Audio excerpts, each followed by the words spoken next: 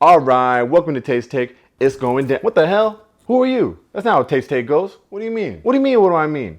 First, you gotta do a little jokey joke that references the content, the movie that you're talking about. Then, you drop the theme music at the exact right moment. That's how I know you're not the real Tate. Well, I know I'm the real Tate, because I would never wear those shoes. What the hell? What's wrong with my shoes? Get out of here. No, I know I'm the real Tate. I'm the real Tate. No, and I'm telling you right now, that motherfucker right there is not real. Oh. Okay.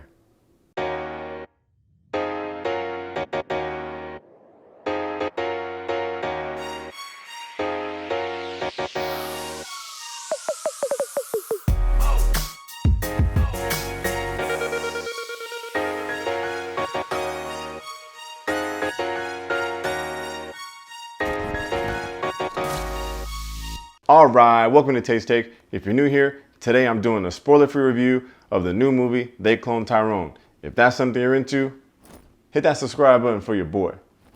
For my regular taste takers, let's see if they stuck the landing with this one. Get it? I said stuck the landing, and it's about conspiracies. You know, like the landing.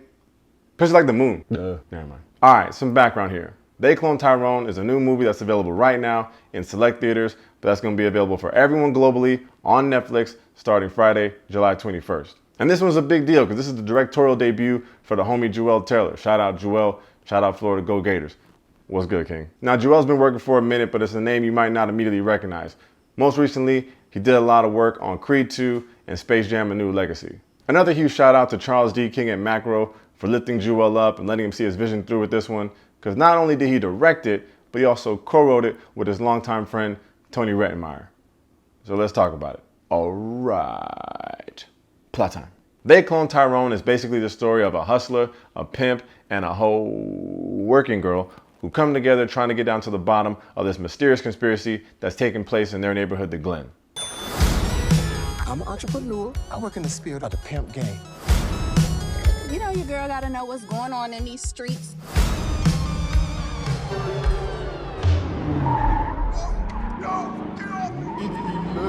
Our hustler is Fontaine, played by John Boyega. He's the neighborhood tough guy who keeps that thing on him at all times. Our pimp is Slick Charles, played by Jamie Foxx.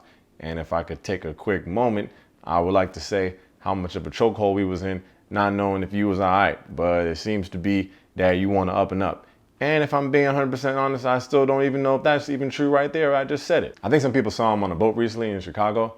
So if that was the real Jamie, then he looked good. But yeah, Slick Charles is one of the resident pimps in the Glen, but he's kind of washed up now. Now, he did win the International Players Ball back in 1995, but he's still holding on to that old glory. Basically, this is the dude that will be in that Freaknik doc. When does the Freaknik doc come out? Finally, our working girl is Yo-Yo, played by Tiana Paris. Now, she works for Slick Charles, but she's got aspirations to make it out the hood. And she's like the perfect addition to what the director calls this bootleg Scooby-Doo crew, because she grew up reading those Nancy Drew mystery novels. And I ain't even gonna hold you, because growing up, reading them Hardy Boy novels really had me thinking I was Matlock. Y'all know nothing about no Matlock. Anyway, yeah, you would think that these three got no business solving no mysteries. But now they gotta work together to try to figure out what's going on in the Glen. They don't know what it is, but something tells them their people are being experimented on. Are they just going crazy from eating too much fried chicken and grape drink? Or are they really cloning black people out here? You're just gonna have to watch and find out. So what's my take? This is one of the best movies Netflix ever picked up. And it's really a shame that because of the strike, the people behind the movie can't really promote it like they want to.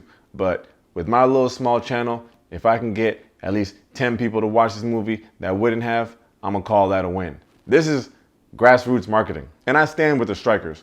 Pay these people their residuals and stop doing weird stuff with AI. Especially when you make Michael Jackson sing songs by The Weeknd.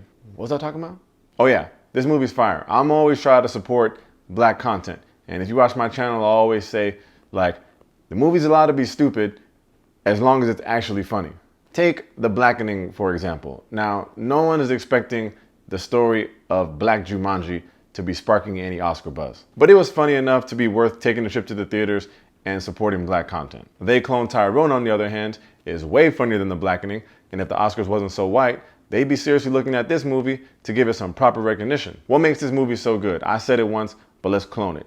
It's funny. Now, you could of course expect a movie with Jamie Foxx to be funny, but it ain't just Jamie. Like, Juel and Tony really gave these guys some fire lines to work with.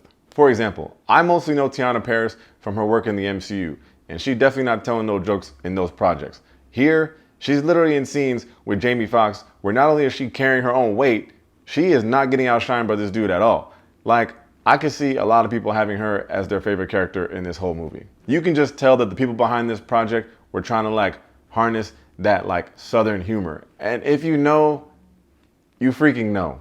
Trying to figure out what has happened. I see this shit fucked up. They out here cloning this. What the fuck going on in this bitch? That's right, that is the prevailing theory. And don't think this movie is just a comedy. Besides how funny it is, it's actually a super unique story that's acted very well. This is one of those genre-bending movies. Is it comedy? Is it sci-fi? Is it a mystery? Is it suspense? It's like all those things. And like I always say, in a world full of remakes and sequels, we gotta show love to original ideas like this. When you watch this movie, you have no idea what year it's taking place. And that's all done on purpose. You're watching something that's filmed like a 1970s blaxploitation film with sci-fi elements in it, like cloning, that don't even exist yet. Or do they? Ken Seng was in charge of cinematography here, and he said that Juel told him that he wants this movie to feel like someone in the future found a box of VHS tapes, they put it in the VCR, and they had no idea when it was made. All right, real quick, for the kids out there, VCR is where you would put tapes. It's like a machine, and you would put tapes in it, and then you go like watch movies. Anyway, then Francine Jameson Tanchuk had the costumes all looking fire. Hair was a big part of the movie. Ralph Ochoa had that on lock. It was all well done, and the whole thing had this "it takes a village" energy to make it all come together. I'm gonna give They Clone Tyrone 5 stars. I rarely want to or have time to rewatch movies, but I'm definitely gonna give this one more spins. From the acting of the entire cast, to the story, to the costumes, to the shots, to the hair, to the music. Anytime you put Michael Jackson in a movie, I'm gonna show you love, so there go to love. It's just some nice messages here. No matter what you think of hustlers, pimps, and pros, everyone's got a story and everyone's got layers. And when it comes to our communities, sometimes you do gotta ask, like, how did it get like that? Even here in Harlem, one block could look like the 1980s crack era, and the next block over, they're building a Trader Joe's, which I will not be shopping at as a silent protest to gentrification, unless the price is right, and it's just even more affordable than the Whole Foods that I also wasn't shopping at in the beginning, but now I shop at. But it's the convenience is right there. It's healthier. But in all seriousness, yes, sometimes we don't live in the best communities, but maybe we should be looking at the larger picture and trying to figure out just how and why we got there. Anyway, like I said, They Clone Tyrone comes to Netflix on Friday, July 21st. Try to avoid spoilers, so like watch it as soon as you can and support Black content. And it's fire. Definitely one of the best movies of the year. All right, thanks for checking out Taste Take. If you enjoyed the video, make sure to hit that like and that subscribe button. Juel, keep doing your thing, bro. Really proud of you. Holla at me. Why are you talking to that man like he's watching your videos? How you know he's not watching? Damn, you thirsty as hell. How I'm thirsty? Thirsty. How I'm thirsty? Thanks for the time, y'all. Peace.